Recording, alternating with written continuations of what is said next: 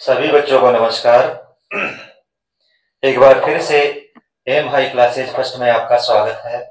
आज हम 7वां चैप्टर पढ़ेंगे जिसका नाम है ईशावास्यम इदम सर्वम। ईशा का मतलब होता है ईश्वर, वास्यम का मतलब निवास करना होता है, इदम सर्वम यानी सब जगह, यानी भगवान सभी जगह होते हैं, ईश्वर सभी जगह होते हैं। पाठ का नाम हो गया ईशावास्यम इदम सर्वम, यानी ईश्वर सभी जगह होते हैं।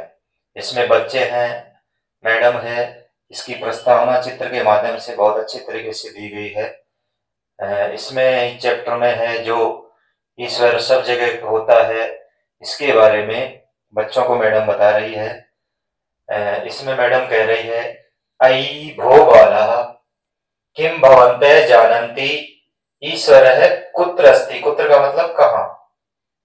अयि भो बाला, अरे बच्चों, किम भवन्तः जानन्ति, क्या आप जानते हो, ईश्वरः कुत्र अस्ति, कि ईश्वर कहाँ है। प्रश्न पूछ रही है बच्चों से मैडम। वो कह रही है कि हे बच्चों, क्या आप जानते हो कि ईश्वर कहाँ है। फिर बच्चे कहते हैं, मान्य ही ईश्वरः देवालये भवति। बच्चे क्या कहते हैं, हे महोदया, ईश्वर जो है देवालय में होते हैं। देवालय का मतलब हो गया यहाँ पर मंदिर में। बच्चों को क्या मंदिर में ही भगवान देखते हैं, मूर्ति में भगवान देखते हैं, तो बच्चे कह रहे हैं कि देवालय में ईश्वर होता है। फिर मैडम कहती है, वत्सः ईश्वर न केवलम देवालये अपितु सर्वत्र व्याप्त अस्ति। हे बच्चों, ईश्वर न केवल मंदिरों में अपितु सर्वत्र का मतलब होता है सभी जगह, सभी जगह व्याप्त है।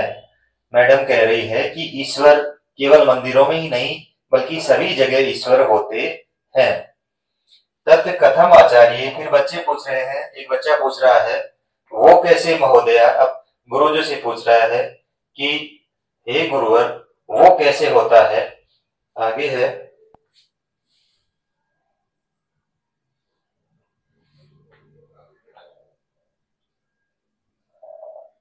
आगे मैडम कह रही है उनसे बच्चों से, किम ईशः वास्यम इदम सर्वम इति श्रुतवन्तः। क्या आपने सुना है कि ईश्वर सभी जगह होते हैं। क्या आपने ऐसा सुना है। बच्चे कह रहे हैं, नैव आर्य तस्य कै अर्थ है। नहीं नहीं श्रीमान जी, श्रीमती जी, तस्य कै अर्थ है, इसका क्या अर्थ है।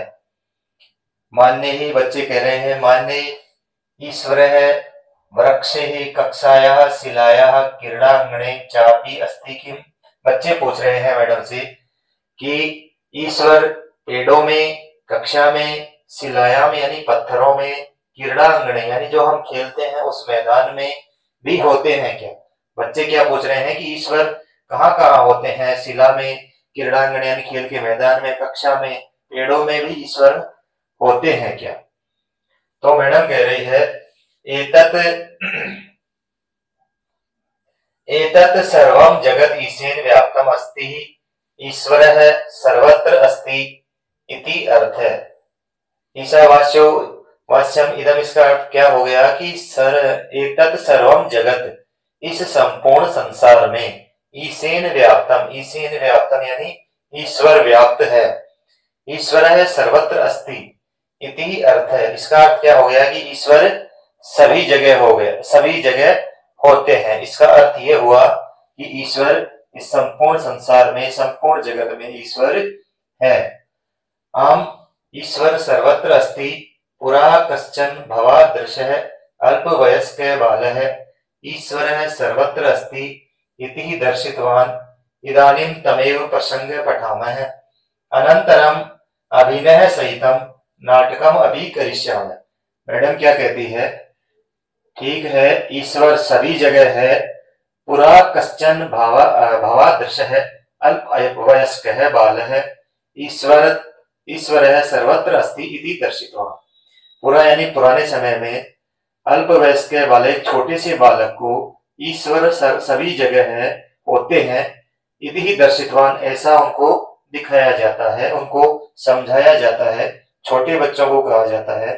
इदानीम तमेव प्रसंगम पठामः, आज हम उसके प्रसंग में पढ़ेंगे। अनंतरम, इसके पश्चात अभिनय सहितम, अभिनय के साथ नाटकम अपि करिष्यामि, नाटक भी करेंगे। एक नाटक के माध्यम से, अभिनय के माध्यम से हम ईश्वर सभी जगह होते हैं इस प्रसंग को पढ़ेंगे, इसका अध्ययन करेंगे। आगे चैप्टर स्टार्ट हो रहा है। यहाँ पर देखो हिरण्यकश्यप और उसके पुत्र प्रहलाद की इसमें स्टोरी है, कहानी है, जिसमें होली की स्टोरी आपने सुनी होगी। होली का दहन, और होली का दहन कैसे करते हैं, क्यों होता है। हिरण्यकश्यप और प्रहलाद जो पिता पुत्र थे आपस में, लेकिन उनमें दोनों में आपस में वो पिता उनको, अपने बेटे को ही अपना दुश्मन मानते थे। उसको मारने के बार बार प्रयास किया जाता है हिरण्यकश्यप के द्वारा, और अंत में ईश्वर ने उसी का नाश कर देते हैं। ईश्वर नरसिंह का अवतार लेकर के हिरण्यकश्यप का ही नाश कर देते हैं। ये स्टोरी इस चैप्टर में बताई गई है। इसमें एक नाटक के माध्यम से ये चैप्टर दिया गया है, समझाया गया है। इसमें देखो, राजभट अयि भो सावधाना तिष्ठन्तु, अयि भो सावधाना तिष्ठन्तु, राजाधिराज राजगंभीर त्रिलोक्याधिपति देवादिदेव दैत्यराज हिरण्यकशिपु आगच्छन्ति। नाटक का मंचन हो रहा है। यहाँ पे जो राजभट होते हैं, जिसको राजा का सेवक कहते हैं, वो कह रहा है, अरे सभी से कह रहा है राजसभा में, अयि भो सावधान तिष्ठन्तु, अरे सभी सावधानी पूर्वक बैठ जाओ। राजाधिराज, राजाओं में जो श्रेष्ठ है, राजाओं की राजा है, राज गंभीर है, जो गंभीर राजा है, त्रिलोक के अधिपति, तीनों लोकों के अधिपति यानी तीनों लोकों के स्वामी हैं, देवाधिदेव, देवताओं के देवता हैं, दैत्यराज, जो असुरों के राजा हैं, हिरण्यकश्यपु आगच्छन्ति, महाराज हिरण्यकश्यप आ रहे हैं। राजभट कह रहे हैं, सभी जो सभा में बैठे हुए सभी जो मंत्रीगण हैं, उनसे कह रहे हैं कि सभी सावधान होकर बैठें। जो तीनों लोकों के स्वामी दैत्यराज हिरण्यकश्यप आ रहे हैं। सभी सभासद, सभासद का मतलब सभी जो सभा में बैठे हुए मंत्री हैं, वो कहते हैं, विजयताम महाराज, विजयताम, विजयताम महाराज, विजयताम, महाराज की जय हो, महाराज की जय हो, महाराज की जय हो। सभी कहते, खड़े होकर के कहते हैं उनसे, हिरण्यकश्यप से, कि महाराज की जय हो, महाराज की जय हो। उनके सम्मान में खड़े होते हैं और उनका जय जयकार करते हैं। हिरण्यकश्यप क्या कहते हैं, है अट्टा हसेन से है, जोर से हंसता है, व्यंग्य पूर्वक वो हंसते हैं। अहम एव सर्वशक्तिमान अस्मि, और गर्व के साथ कहते हैं कि मैं ही सर्वशक्तिमान हूं। अहम अमरः अस्ति, मैं अमर हूं। फिर मंत्री कहते हैं, सत्यम दैत्यराज, हे असुरों के राजा, आप सत्य कह रहे हो। वो कहते हैं, सुराः असुरा, सुरा यानी देवता, असुरा यानी दानव। देवताओं में, दानवों में, यक्ष में, गंधर्व में, किन्नरों में भवतः सर्वे भीता तिष्ठन्ति, ये सभी आपसे डर करके, भीता यानी डरना, सभी लोग आपसे डर के बैठे हुए हैं। देवता हो गए, दानव, यक्ष, गंधर्व, किन्नर, ये सभी लोग आपसे डर कर बैठे हैं। दैत्य पुरोहित कहता है, जो दानवों का जो पुरोहित था, वो कहता है सभा में, भगवान देशे सर्वत्र भवतः एव पूजा भवति, संपूर्ण देश में सभी जगह आपकी ही पूजा हो रही है। अन्य देवता नाम पूजा आराधना न भवति, दूसरे किसी भी देवता की पूजा आराधना नहीं हो रही है। इतः परम यज्ञ भागाधिकम अपि देवेभ्य न कियपि दर्शन्ति, इसके अलावा जो यज्ञ में आहुति देते हैं, उससे जो लाभ मिलता है, जो यज्ञ की आहुति देवताओं के पास पहुंचती है वो किसी के पास नहीं जा रही, वो भी उसका लाभ भी आप ही को मिल रहा है, आपको ही दी जा रही है। यज्ञ में आहुति भी आप ही के नाम की यज्ञ में आहुति दी जा रही है। हिरण्याकश्यप कहता है साधु साधु, ठीक है, अयि भो मंत्रिणः, अरे मंत्रियों, सर्वत्र जनः मामेव ध्यायन्ति खलु, सभी लोग मेरा ही ध्यान कर रहे हैं, निश्चय ही सभी लोग मेरा ध्यान कर रहे हैं। खलु यानी निश्चय, निश्चय ही सभी लोग मेरा ही ध्यान, मेरी ही पूजा कर रहे हैं। फिर मंत्री कहते हैं देव सर्वत्र भवतः एव नाम कीर्तनम भवति, हे देवराज सभी जगह आप ही के नाम का कीर्तन हो रहा है, किंतु किंतु आगे वो नहीं बोलते हैं, अधोमुख मौनम तिष्ठति, अपना मुंह नीचे करके सभी चुपचाप बैठे रहते हैं। ये कह करके सभी चुपचाप हो जाते हैं और अपना सिर झुका करके बैठे रहते हैं। हिरण्याकश्यप कहता है स क्रोधम, क्रोध के साथ, जानामि जानामि यानी मैं जानता हूं, भगवान मम पुत्रस्य विषये वक्तुम इच्छति खलु, निश्चय ही आप लोग मेरे पुत्र के विषय में कहना चाहते हो, सभी लोग निश्चय ही मेरे पुत्र के विषय में कहना चाहते हो। मैं समझ गया कि आप किस विषय में कहना चाहते हो। हिरण्याकश्यप उनसे, अपने मंत्रियों से कह रहा है कि जो बात आप कहना चाह रहे हो वो मैं समझ गया, लेकिन आप मेरे डर से नहीं बोल पा रहे हो। आगे मंत्री कहते हैं मंद ध्वनिना, मंद यानी धीरे, ध्वनिना यानी ध्वनि के साथ, सत्यम देव आप सत्य कह रहे हो यानी आप सच कह रहे हो। मंद ध्वनिना धीरे आवाज में सभी मंत्री उनसे कहते हैं कि आप सच कह रहे हो, सत्य कह रहे हो। हिरण्याकश्यप फिर उनसे कहता है मम पुत्र क एव मम शत्रु अस्ति, मेरा पुत्र ही मेरा शत्रु है।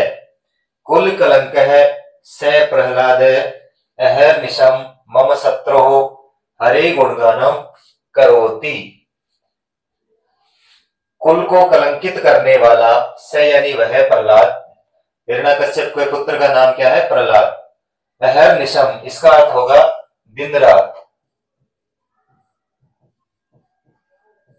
मेरा जो पुत्र है प्रहलाद वो दिन रात, मम शत्रु मेरा जो शत्रु है, हरे गुणगानम करोति हरि का गुणगान करता है। करोति में क्री धातु है और ये लट लकार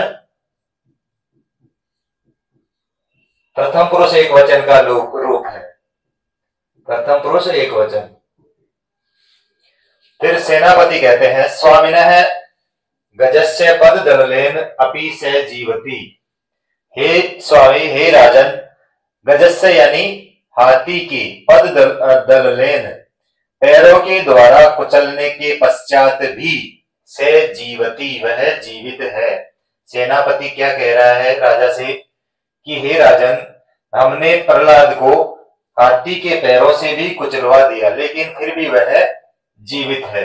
हिरण्याकश्यप कहता है अहो महत् आश्चर्यम, अरे ये तो बहुत आश्चर्य का विषय है। सेनापति कहता है भवत आज्ञया वयम उत्तुंग शिखरात तम पतितवन्तः तथापि स न मृतः, आपकी आज्ञा से, भगवत आज्ञा यानी आपकी आज्ञा से हम सबने उसको एक ऊंचे पर्वत की एक ऊंची चोटी से भी उसको फेंक दिया लेकिन उसके पश्चात भी वह नहीं मरे। यानी प्रहलाद है उसको बहुत सी यातनाएं दी गई हिरण्याकश्यप और उसके मंत्रियों के द्वारा, लेकिन फिर भी वह ईश्वर की कृपा से वह बार बार बच निकलते हैं। उत्तुंग शिखर यानी पर्वत की ऊंची चोटी से भी उसे गिराते हैं लेकिन उसके पश्चात भी उसकी मौत नहीं होती है। फिर मंत्री कहते हैं रज्जवा बद्धवा समुद्र मध्य क्षिप्तवन्तः तथापि, फिर एक मंत्री कहता है कि रज्जवा यानी रस्सी से, रज्जवा का मतलब होता है रस्सी,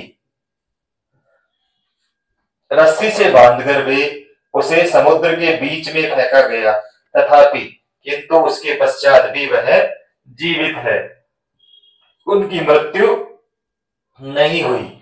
उनको देखो कितनी यातनाएं दी जा रही है प्रहलाद को, कि उसको हाथी से कुचलवा दिया, पर्वत की चोटी से वो नीचे फेंक दिया गया, और एक रस्सी से बांधकर समुद्र के बीच में उसको फेंक देते हैं, किंतु उसके पश्चात भी वो बच जाते हैं।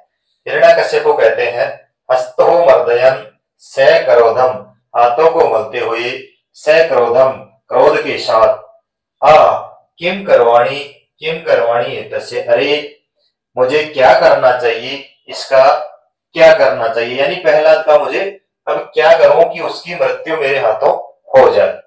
किंचित भी चिंत्य, कुछ सोच करके, आस्ताम तावत उपाय है मया चिंतित है, अरे मेरे द्वारा एक उपाय सोचा गया है, यानी अब मेरे द्वारा एक उपाय सोचा गया है। द्रक्ष्यामि स कथम जीविष्यति इति वदन सभात निर्गत, और मैं देखता हूं कि अब वह कैसे जीवित रह सकता है, ऐसा कह करके वो अपनी सभा से निकल जाते हैं। सर्वे निष्क्रांता, सभी लोग उस सभा से चले जाते हैं।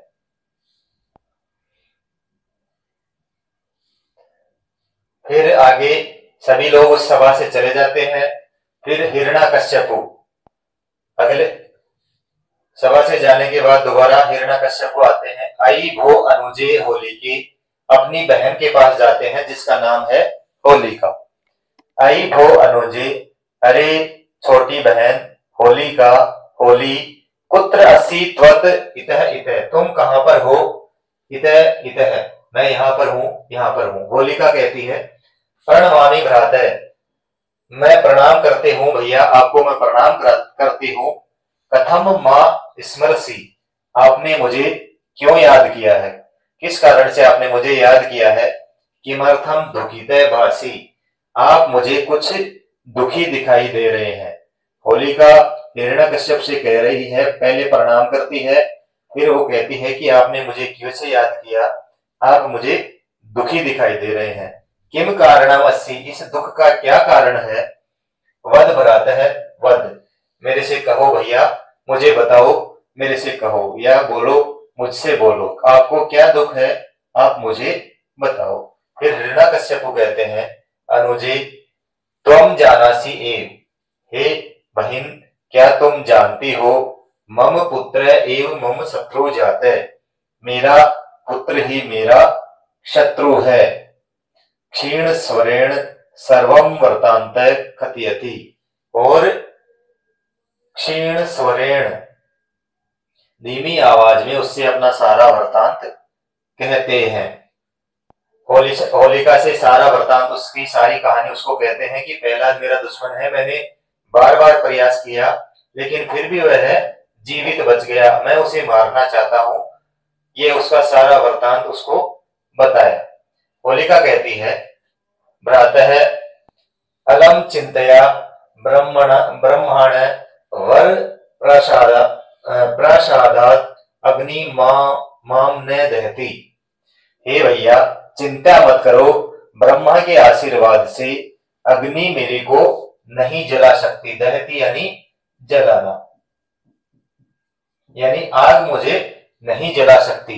अहम ज्वालिष्यामि प्रहलादम, मैं प्रहलाद को जला दूंगी।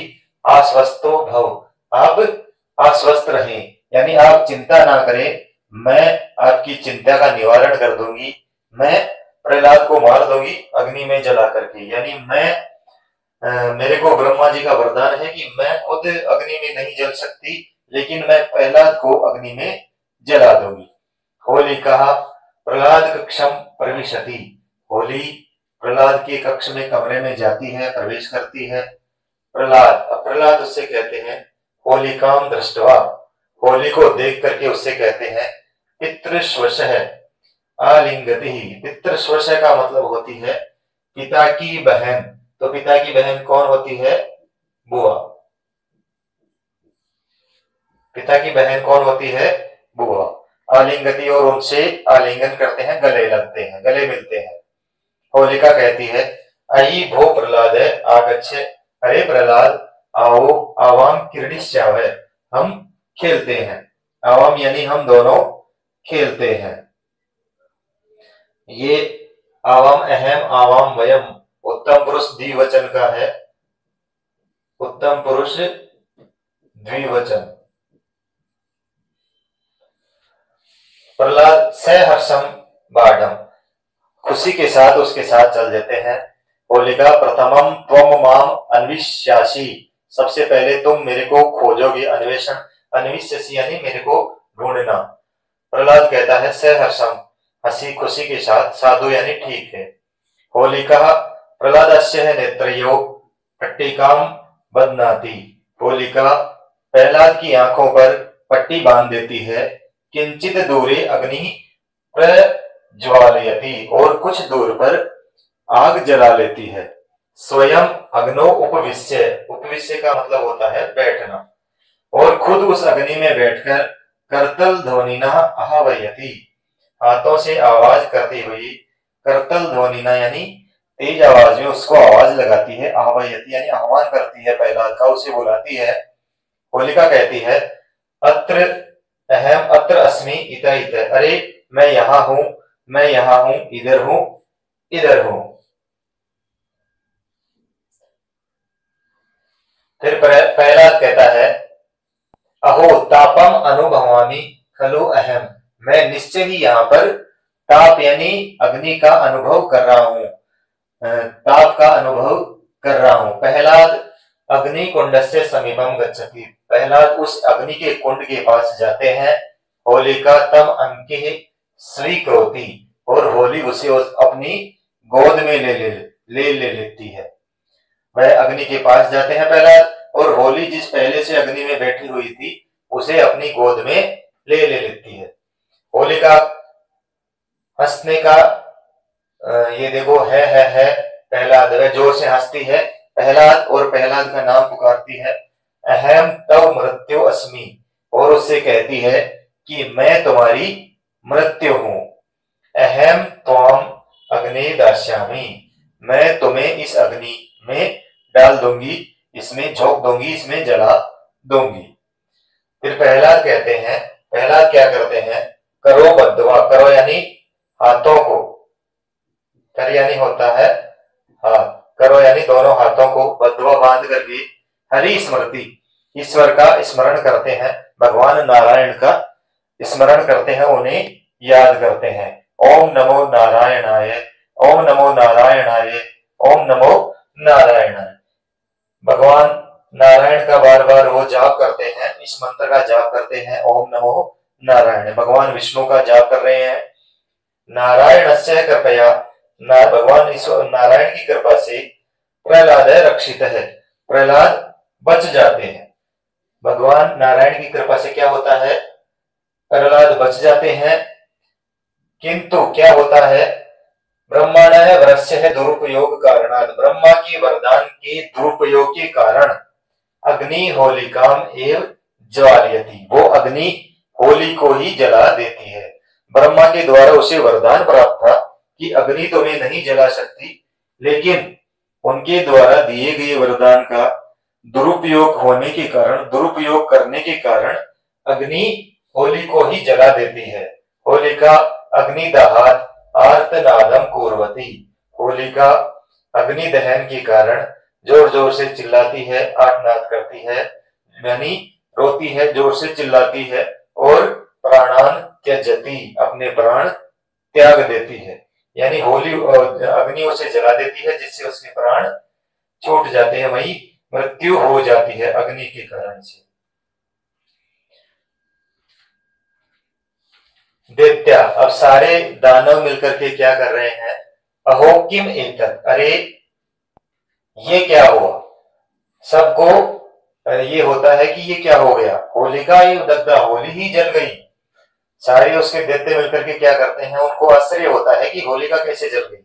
अहो किम एतत्, अरे ये क्या हुआ, होलिका एव दग्धा, होली ही जल गई। ततः प्रविशति प्रहलाद हिरण्याकश्यपु च, उसी समय वहां प्रवेश करते हुए प्रहलाद और हिरण्याकश्यप, प्रहलाद अपने ईश्वर का स्मरण करते हुए ओम नमो नारायणाय, ओम नमो नारायणाय, प्रहलाद और हिरण्याकश्यप आते हैं वहां पर। प्रहलाद अपने ईश्वर का, अपने भगवान विष्णु का मंत्रों का जाप कर रहे हैं। ओम नमो नारायणाय, ओम नमो नारायणाय। हिरण्याकश्यप, हिरण्याकश्यप कहते हैं स क्रोधम दंतान विघटयन्, क्रोध के साथ दांत पीसते हुए, नारायण, अरे नारायण नारायण, दर्शय, दिखाओ मुझे, कुत्र अस्ति तव नारायण। प्रहलाद से क्रोध के साथ उससे कहते हैं अरे मुझे दिखाओ तुम्हारा नारायण यानी ईश्वर कहाँ है, भगवान विष्णु कहाँ है। प्रहलाद कहता है तात किसको कहते हैं, पिता को। तात श्री हरि तू सर्वत्र अस्ति, यानी भगवान हरि तो सभी जगह है। श्री हरि यानी भगवान विष्णु तो, भगवान नारायण तो सभी जगह है। हिरण्याकश्यप कहता है किम ते हरि अत्र अस्ति, क्या तुम्हारे भगवान अत्र अस्ति यहाँ है, क्या तुम्हारे नारायण यहाँ पर है। तत्र अस्ति वहां पर है, वो सभा में इशारा करते हुए कह रहे हैं यहाँ है वहां है। सोपानेषु अस्ति, सीढ़ियों में है। अथवा अस्मिन स्तंभे अस्ति, या इस खंबे में है। हिरण्याकश्यप प्रहलाद से कहते हैं कि तुम्हारे ईश्वर कहाँ है, सीढ़ियों में है या इस खंबे में है, या यहाँ है या वहां है। प्रहलाद कहते हैं नूनम हरि सर्वत्र अस्ति, भगवान श्री हरि, भगवान नारायण तो निश्चय ही सब जगह है। अस्मिन स्तंभे अपि अस्ति, इस खंबे में भी नारायण है, ईश्वर है।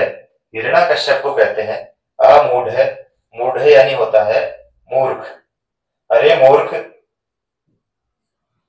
पश्य पश्य, देखो देखो, अनेन खड्गेन स्तंभम भक्षयामि, मैं अपने इस खड्ग से, अपने इस तलवार से इस खंबे को तोड़ देता हूं। भक्षयामि यानी तोड़ देता हूं, स्तंभ यानी खंबा। मैं इस खंबे को अभी तुम्हारे सामने, देखो देखो, इस खंबे को अपनी तलवार से तोड़ देता हूं। प्रहलाद अपने ईश्वर का स्मरण कर रहे हैं। ओम नमो नारायणाय, ओम नमो नारायणाय, ओम नमो नारायणाय। प्रहलाद तो अपने ईश्वर की भक्ति में लीन है, वो ईश्वर का नाम जप रहे हैं। फिर हिरण्याकश्यप क्या करते हैं, हिरण्याकश्यप स्तंभम प्रहरति, हिरण्याकश्यप उस खंबे पर प्रहार करते हैं। महता गर्जनेन नरसिंह स्तंभात बहि आगच्छति, और तेज आवाज के साथ भगवान नरसिंह उस खंबे से बाहर आते हैं। भगवान विष्णु नरसिंह का अवतार लेकर के, नरसिंह के अवतार में उस खंबे से बाहर आते हैं। आगे है नरसिंह। नरसिंह वो जो भगवान ईश्वर नरसिंह के वेश में आए थे, वो कहते हैं क्रोधेन सिंह गर्जनम कुर्वन्, क्रोध के साथ शेर की गर्जना करते हैं। रे पापात्मन, अरे पापी, अद्य तव मृत्यु सन्निहित है, आज तुम्हारी मृत्यु निश्चित है। कालो अहम तव, कालो अहम यानी मैं तुम्हारा काल हूं, मैं तुम्हारी मृत्यु हूं। हिरण्याकश्यप कहता है आदौ आश्चर्येण पश्यति पुनः कथयति, पहले तो उसे आश्चर्य के साथ देखते हैं और कहते हैं असत्यवादी ने, अरे तुम झूठ बोल रहे हो, आप झूठ बोल रहे हो। अहम ब्रह्म देवात वरम प्राप्य है अमर है अस्मि, मैं ब्रह्मा जी का वरदान है मेरे को, और मैं उनका वरदान प्राप्त करके अमर हूं, यानी मुझे कोई नहीं मार सकता, मुझे ब्रह्मा जी का वरदान है, मैं अमर हूं।